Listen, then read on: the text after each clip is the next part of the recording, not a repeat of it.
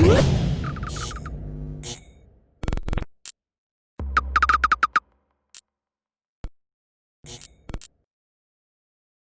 is Andy Purwell for Boxing Social in association with Betfred, and I'm delighted to be joined by Fernando Vargas Jr. over Zoom. Fernando, first and foremost, how are you? How's life out there in the States? Hey man, everything's good. I can't complain. I'm healthy. We're living in crazy times, but the only thing we could do right now is stay positive and enjoy the family right now during the holidays. I think that's perfectly put there, Fernando. Just with regards to, as you mentioned, we are in tough times. How have you found these past 6, 7, 8 months with COVID? It's crazy because my parents did actually they actually caught COVID, and it was kind of it was scary in the beginning. I'm not gonna lie. It's like there's something because I'm the type of person where I like to like physically like fix something. If something's wrong, I want to go fix it. But with COVID, man, you just gotta let you gotta let your family member just go ahead and fight that thing and their body by itself and just let them rest. So that for me was kind of hard, but the whole world's going through this coronavirus, and the best thing we could do is just support those that are going through it and try to be there for them as best as we could. So that was definitely hard for me though, for sure.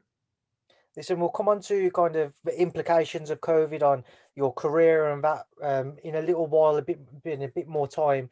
But as we said to just off camera, the idea of this interview is to kind of do a piece on you and to find out about your route into the sport, your background, and as we know, you've got a very famous father in a former two-time world champion in Fernando Vargas. So just kind of first and foremost, take me back to your earliest memory of boxing. Right. Yeah, man. It's crazy, man. Like I remember being just really, really just living in the gym, just small, um, being around different camps like the De La Hoya camp, Trinidad camp, uh, even until he retired. So if there's any of the sons that, saw everything and felt the energy, I think it was me the most. I think the fans, now that this COVID, now that there's no fans, bro, it's like, man, the fans bring the energy. And, now that it's my turn to come up, it's going to be, of course, very different. But, at the end of the day, the fans can't fight for you. So, of course, it'd be better for them to be there and, rooting for you. But, we got to do what we got to do. But yeah, I remember being a kid and just knew that's what my dad did. I remember just missing birthdays, postponing Christmases, postponing, Thanksgivings, and because he'd be in camp. And I never wanted a box. It's crazy. Everybody's like, man, everybody when they see me fight, they think I have like over 150 amateur fights. But I picked it up late. I picked the sport up late. I never really had a desire for it. I just knew that's what my dad did, and he was great at what he did. But it wasn't until my dad retired that we did a family reality show here in the States. And I was a little bit chunkier, so I wanted to drop some weight. I've always been a basketball player though. I've always just been kind of like just an athlete. But of course there's a difference between basketball shape and boxing shape, as you saw with the DAZN fight. But yeah, I just wanted to drop weight, and I just started getting in there, started training, bro. And I started falling in love with the grind, falling in love with the routine as an athlete. I was on travel basketball league, so I understood what it was to be an athlete and how to compete mentally. But boxing, I took it to a whole nother level, and I would get in there and I'd spar. And then I would drop these sparring partners, and my dad's like, son, he pulled me to the side. I was like, son, you have too much talent not to fight. So from then on, it was like my sophomore year in high school, that I just picked it up and pursued it as a career. At what age? So you say sophomore year. Obviously, over in the UK, we have different kind of schooling Yeah, yeah, systems. So what age would that have been when you actually did turn around and think, I could have a go at boxing and make a living out of it? yeah. I was 17 years old, bro. I was 17 years old. I'm really good at basketball. I'm real competitive, bro. Like if we go right now, I just probably have to warm up a little bit, but I have my shot back, got some good handles. But I knew like I really wasn't tall enough for the sport. You got to be tall for that sport. So uh, I was like, man, like, so I went in the gym and I kind of knew, when you're good at something, I knew I found that niche. I was just like, I know I could be great at this. Like, It is not just because of my father, but I know that I knew that if I wanted to do this though, bro, like I knew I had to give it my whole heart and my life, because this sport requires everything. Like it's year round. You can't play no games in this sport, man. So um yeah, that's the biggest difference I think for me, bro, is myself and my brothers. I'm gonna speak for my brothers as well. There's two younger brothers, there's Amado and there's Emiliano Vargas. Um, we do it together. This sport's so lonely. We'll always be like, hey, bro, let's go run, let's go train. When I'm hitting 12 rounds on the bag, they're trying to max me. When it's 30 seconds, they're trying to throw more punches than me. So we've always had that competitive nature, and you know, I love doing camps with my brothers. And now that I'm turning professional, it's like now it's not the amateurs, now it's the pros, and I'm just excited. Honestly, I'm excited for that. How important is it to have such kind of a strong family background in the sport? Again, everybody knows about your father and what he achieved, but with your brothers more so, Right. being able to push each other on and to be able to kind of go off of each other's energy when you are training. Definitely. Look, you could take this two ways. This is what I tell people, because everybody likes to mention the juniors, juniors, juniors. We have a bad rap in sports, period. But I think even more in boxing. So you could take it like as an entitlement. This is one view. Like you could be like, oh, this is who my dad was, and I'm just gonna get everything because he did it, and I'm just gonna try to make money. Or you could take the approach like, look, this is who he was, but that's him. I gotta prove myself. These people now, when I go pro, they're gonna have a target on me like Shea Mosley Jr. did, like all these juniors that come up. I heard Prince Nassim's sons fighting, and it takes a lot, because a lot of people tell me, do you think about the pressure? How do you deal with the pressure? Honestly, bro, I don't think about any of that. When I'm in the ring, I just think about, whatever I'm trying to execute, like whether it's boxing, whether it's, countering, whether my dad wants me to work on the inside, whatever it is. But I have to understand that I have to fight like me. I feel some of the juniors, they try to copy the DNA of their father too much. Like they try to fight exactly like their father. And this is one thing that juniors got to realize is, we will never be our father. No matter how great we will, you got to recognize and give honor that, your dad did what he did and he built that legacy and paved the road for you, but you'll never be your dad. And you gotta realize that. You got to realize your role. So I take it the second way. The second way is, I know there's a lot of targets on my back from the moment I turned pro, and that pushes myself and my brother so much harder. Just keep on putting our foot on the gas, because you can't take your foot off on the gas on this sport. So that's how I view it. Listening to you talk, Fernando, I can tell how proud you are of your father's achievements and to be able to Definitely. work with your brothers. You mentioned you don't feel that you don't take the pressure in a negative way. You're going to be your own person, do your own thing in the sport. No matter what, Right. though, you know yourself more than anybody. There will still be those comparisons. There will still be those expectations for you to live up to.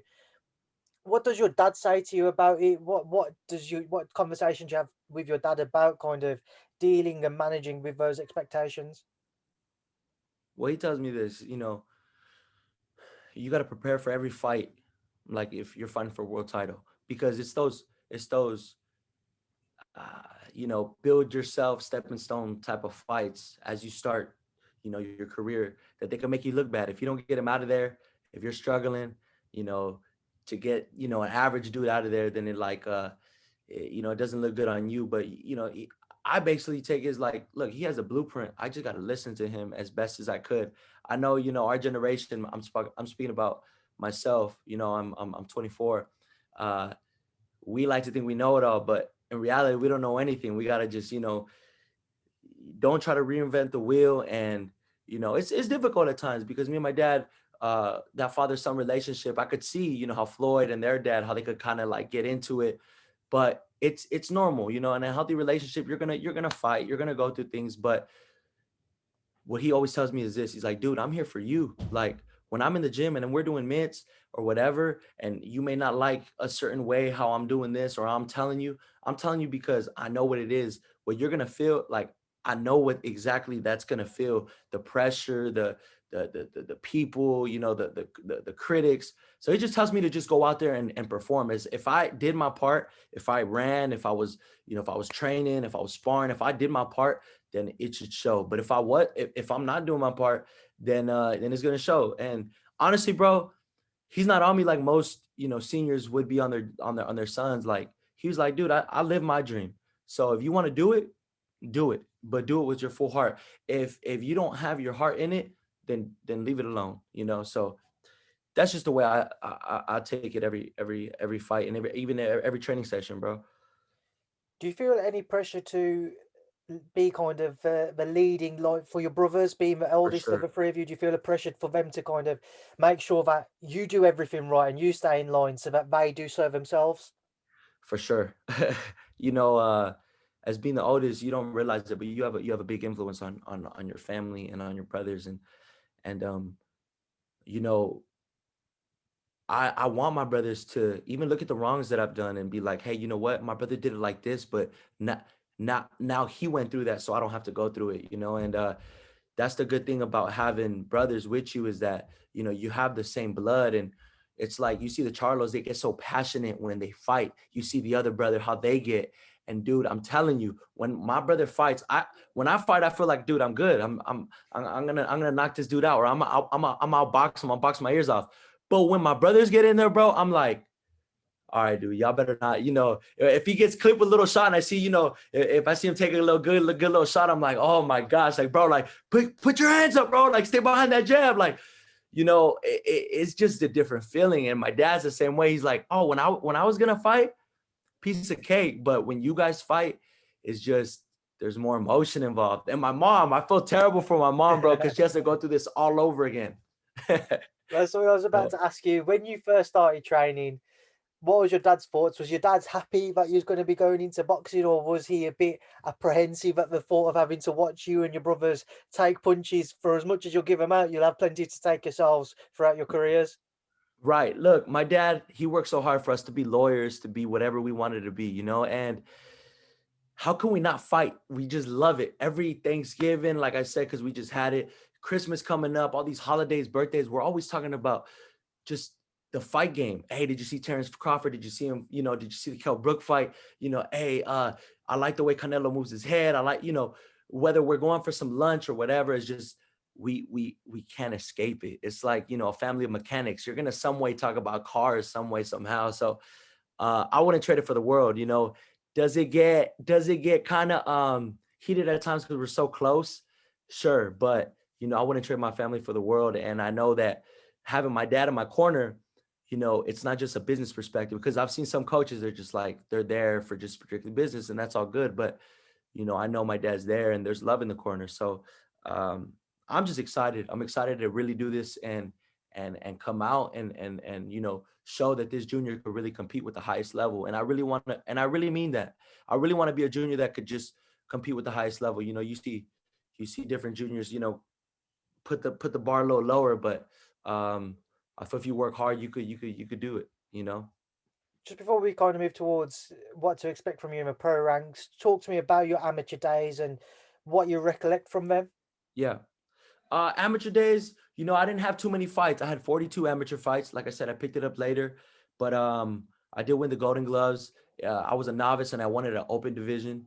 Um, so basically, what that means is I had like under 10 fights means you're novice. So I had like 5, 6 fights, and I was fighting dudes that had like 30, 40 fights, and I won the Golden Gloves for Nevada. Then I went to the Olympic qualifiers. I made it all the way to the semifinals.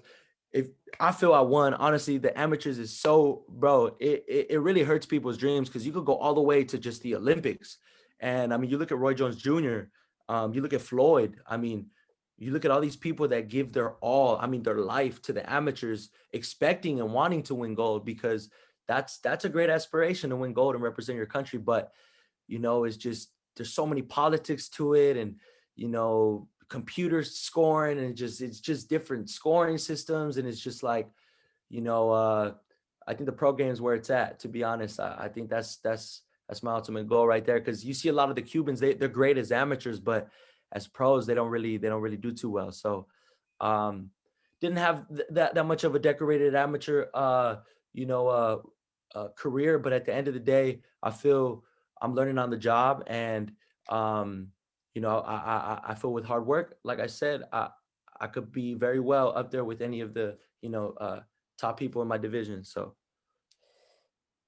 moving into the pro ranks, I know you were waiting for your debut on December 18th, but during training, during sparring, have you felt a difference? Can you tell the difference between amateur and professional style? What's crazy, man, is I've always had a pro style. I do kind of feel it now because it's like, okay, it's getting closer. But honestly, it's all the same. My dad has always lined up work for me, like sparring with world champions, and he's always kind of pushed me um to not just be so much of an amateur by just throwing a lot of punches, but kind of select your shots. So as far as the moment, yes, I do feel the difference, but I won't really know until the day of, so we'll just have to wait on that.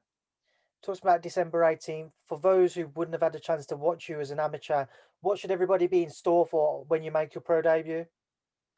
uh I want to be a throwback fighter, and I am a throwback fighter. How can I not? um I want to be a fighter that brings back, fights for boxing. I feel a lot of boxing now, they hide behind managers and promoters. And look, I'll let my management and everybody else, my dad, take care of who I fight. I'm not gonna call nobody out. That's not never been my style. But what I want to do is just build my record, take it, by whatever they say, and I want to be able to bring back those fights, with intelligence, because uh you could have heart, but heart doesn't win you fights. Like, you could be the most, you know fearful fighter, but if there's no skill behind that, then you're just a ballsy dude. But I want to be that throwback fighter that people are like, hey man, like, this guy, he's willing to fight, he's willing to really fight, and has boxing ability, and is smart. So I think my style is a boxer puncher. So I would just love, I just can't wait to show the world what my family's about and what I'm about. We've touched on the pandemic so far. How has it impacted your career progression over these last 6 or 7 months? Did you have any plans to turn pro before the pandemic struck, or has it just been Oh over the yeah. past few months?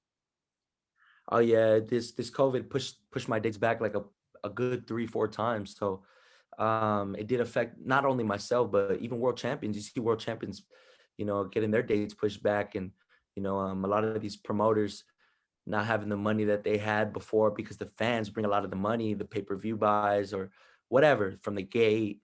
And this pandemic, has really taught you, it's taught me, if you really want something, man, you're gonna get something, whether something's in your way or not. And I think that's the sport of boxing. You face with adversity, no matter what your story is, whether you come from a legendary son or not, or whether you come from the slums, the ghetto, whatever, and you're fighting for everything you got. I think what makes me relatable is I'm genuine, and uh, I know that people want to see action-packed fights. So I'm just excited. I'm excited for everything that's going on. But definitely, bro, COVID did mess up a lot of things that we did have planned. Apart from your father, growing up, Fernando, and certainly maybe over his past few years, who in particular in the sport do you kind of look up to? Do you certainly keep your eye on with regards to the boxing world? Yeah. I have a few. I have a few. I've always been a fan of Teofimo Lopez. I just feel he's a complete fighter. I feel he could counter punch. I feel he could bang when he wants to. I mean, you saw the fight with Loma. I bet against my brother, and I want money. He didn't want to pay me my money. I was like, nah, bro, you got to pay me my money, bro. You were saying Loma this, Loma that. I knew he was too much for him. It was just feel it was his time. Loma was getting older. Anyways, Teofimo Lopez, a hell of a fighter. Floyd Mayweather, how can you not, uh, go with the best fighter of our generation? If you're a fighter coming up, you looked up to Floyd in some way, somehow. Um, I like Benavidez. I like Canelo. Benavidez, I feel, is one of the best 168 pounders right now. And shout out to Benavidez, because he had an interview and he was saying, yeah, I heard about the Vargas brothers, and I see them working hard. Shout out to David Benavidez. I got him over Caleb Plant, and I'm just being honest. I felt 168. Listen, I know Caleb could box, but I feel once he starts feeling David Benavidez's punches, you're not going to be moving so much. So um, I like David Benavidez. I like Canelo. I like a lot of fighters. Pernell Whitaker. I'm a southpaw, so I like Pernell. Prince Nassim is good. Hector Macho Camacho. I mean, the list goes on and on, man. I could look at who a lot of different fighters, but uh, yeah, those are a few of my top fighters that I'd look up to for sure. How often do you sit at home and watch old school fights back, or not even old school, just previous, maybe in this past decade fights back, whether it be on your own, with your brothers, with your father? How often do you do it? All day. I'm being serious, bro. Probably like in between training, like after this, I'm gonna go to the boxing gym. Once I'm done, I'll probably go get something to eat. I'll be on my phone watching some fights. Um, whether it's old fights or not, I'm probably watching newer fights now. Don't get me wrong, but I do like the older fights because it was a different. It was the energy, bro, that they would bring. It was like they didn't care about money. It was, dude, you say you're the best. I want to fight you, and I feel that's what boxing. I feel that's what boxing needs. So, I definitely watch more of the newer stuff, but yeah, we're always watching boxing for sure. Now, on the newer stuff, you mentioned obviously Canelo's one man that you like to keep your eye on Yeah. in particular. He has his bout with Callum Smith on December Yes. 19th, the day after you fight. What are your Yes. thoughts on it? Because it certainly is a very good matchup, and by all accounts, it seems that there is not a rehydration clause for Callum Smith, who is very big at 168. I mean, we both know what's gonna happen. Look, Canelo is a hell of a fighter. He's in the position right now in his career where he could pick and choose. It is what it is. Um, I pray that Callum Smith and Canelo come both game, which they both will because they're both champions and that's what they do. But the best man will win. I feel Canelo is he's a little too much for him. I feel he has he's the complete package as a fighter.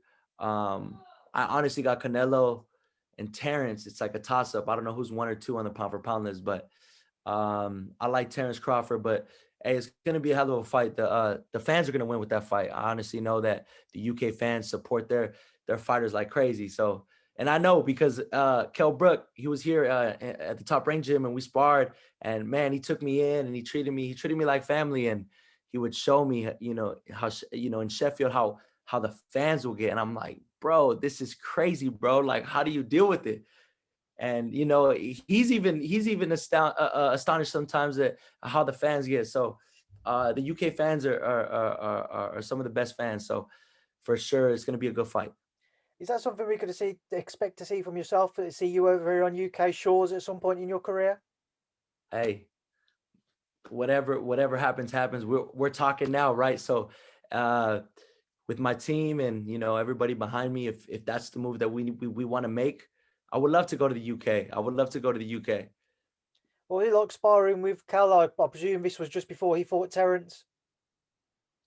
Oh yes, Kell. Yeah, I was sparring with Kell right before he fought Terence, and Kell's always sharp. It's just this is the thing is Terence just caught him with a shot that he just didn't see, and it was a short shot. It wasn't even like a hook. It was kind of like a jab hook. Like he kind of pressed down with it, and hey, he made the weight.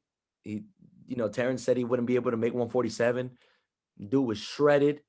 Hey, and the better man won. That's the sport of boxing. If you're a better man, you know, uh, I think the most beautiful thing about boxing is you're trying to kill somebody, and then after you're like, hey, we're just trying to provide for our families and give the people a great fight. So they're both great people. One fight everybody's excited to see at 147, which will hopefully happen in the future, is one between Terence Crawford and Errol Spence Jr. Just Yeah. before that happens, we've got Errol Spence, Danny Garcia this weekend. Yes. What are your thoughts on that one? Man, bro. Honestly, Danny's game. I honest. Everybody likes to say. I saw an interview. Timothy Bradley said that. Oh, he's not gonna hit him with no look hook. Okay, you want to say Danny Garcia is too flat footed and he's gonna throw these crazy hooks and he's not gonna hit him. We don't know what Errol Spence is gonna bring. We don't know because that car accident, it was pretty bad. I'm not doubting him. I'm not saying he can't come back from that, but will his motor skills, will everything be in line like how they were? We just don't know. Um, I feel after this win, if Earl Spence wins, it will line him up. and he should fight Crawford already, man. I don't know what they're waiting on. Honestly, I just don't know what they're waiting on. I don't know if they're trying to milk it until like a Mayweather Pacquiao until they're just old and then just make the money now or later. But they're the top dudes of the division. Errol Spence calls himself the big fish. Terence Crawford, you see the interviews of them together facing off, and it's just like, dude, we want to see you guys fight. But between them two, I got Terence. I'm telling you, I feel Terence, he just has that extra, just he'll box, he'll bang, he'll counterpunch. He always comes up to my dad after fights. So that may be why I may be siding with Crawford, but I just feel he's the real deal, man. And then in the Danny Garcia, Earl Spence, on paper, Earl Spence is favored, but I feel with any big shot, Danny Garcia could change it. But I'm pretty sure Earl Spence will take care of business if he goes into the later rounds. The final thing, Fernando, which we haven't touched on yet, is a bit more about your father. Talk to me about Yeah. growing up and watching him. What do you remember about watching it, whether it be for a certain camps? You mentioned the Trinidad and De La Hoya camps Yeah. earlier on, to watching his fights. What do you remember about watching your father growing up? I think I was a little too young to just kind of like understand the magnitude of everything. I think once I got a little older, I was like, oh dang, like he was really that man. He was really a feared dude. He was really like a young knockout kid, just knocking everybody out and having this relentless, ferocious style. And I would just remember the fans. I think that the most for me, the way they would get it was just be like if he was just, I don't know, the president or somebody, like they would just, the fans would just touch him, or they would get so emotional with him. And it's not just Mexican fans, man. Like my dad reached a point in his career where everybody loved his style. It doesn't matter if you're black, if you're Mexican, if you're Asian. It didn't matter. He fought for everybody. Of course, we held our banner up high. Of course, he was a Mexican American fighter, but I think anybody and anyone who loves a fight game respects that style of fighting. So I think just for me, it was just the energy, and it was the people that he would impact and he would ignite. And there's people to this day like, bro, I lost so much money on the Oscar fight. I'm like, bro, you ain't gotta mention that. But did you like the fight? No, no, no. Yeah, your dad's a warrior. Your dad's the champ. Okay, then. So, but yeah, man, I think that for me, that's the most gratifying when, to this day, there's men 42 years old, 43, 44 years old, crying, shaking my dad's hand when he may be at the grocery store or something. And that's the thing with my dad. He's approachable for everybody. He's not the type of dude that's standoffish. If someone asks him for an autograph, he's there, willing to sign. And um, I think for me, that shows me how I should conduct myself. You've always got to be open to the public because they're the ones that make you. Without the fans, we would be nothing. So How often have you watched back your father's fights with him, or just on your own, but more so with him and with your brothers? um, what's crazy, man? If like Instagram or like a post like does like an anniversary of a fight that he had, then we'll probably throw back the fight. But because we're with him every day and stuff like that, we don't really watch it as much as people would think. But um, I think we watch so much all these other fighters and try to implement like kind of like what we could get from everybody else because we know what my dad did. But I think when we try to study like uh, a certain, I'll say angles for me. Like if you want to use angles, or if you if I know I'm fighting a certain fight or whatever like that, and I want to implement that ferociousness, then I'll watch it. But it's not really so much. We don't really watch it like that, like people would think. Honestly, like we know that's what our dad did, and of course we're proud. But uh, yeah, we're not really watching it like that, like 24/7, to be honest. Right, Fernando, we will leave that there now. I'll leave you to shoot to the gym. I appreciate your time today, but I'll leave a final word to yourself. For everybody who will tune in and watch our interview and will begin to follow your journey from this point onwards, what would you like to say to them? What I like to say is I appreciate every single one of you guys, from you know um, the fans that have been there with my dad since day one. to now his sons, now coming onto the pro scene. We appreciate the fans. Thank you for all the support throughout the years. And we appreciate you guys, even buying merch and coming to the gym. Whenever you guys are in Vegas, you guys come visit the gym and, take pictures. And for us is the most gratifying of everything that we do. So you can follow myself on social media at Fernando Vargas _Jr. And I'm mostly on Instagram. But yeah, I just want to tell the fans, thank you so much. And there's a lot more Vargas where he left off. So we're just excited to just continue the legacy. Fernando, it's been a pleasure to talk to you for the first time. I'll make sure this isn't the last as well. Best of Yeah. luck with the the rest of your career, as we will follow it very closely. And thank you for speaking to Boxing Social. Thank you, my man. You have a good one.